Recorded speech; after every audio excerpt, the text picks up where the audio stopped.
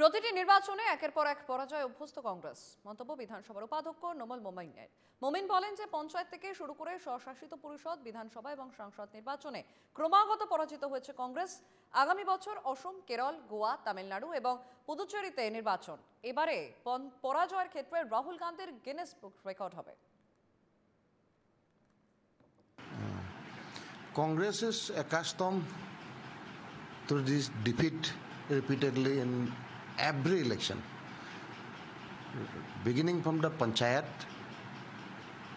then autonomous council, assembly, and parliament.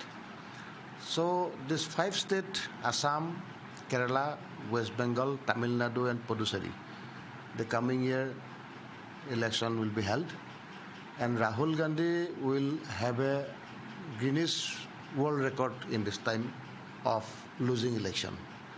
So their nature, character, and the misrule and the sin they have committed in the past, and this is the side effect of Congress regime. So people are denying them again and again.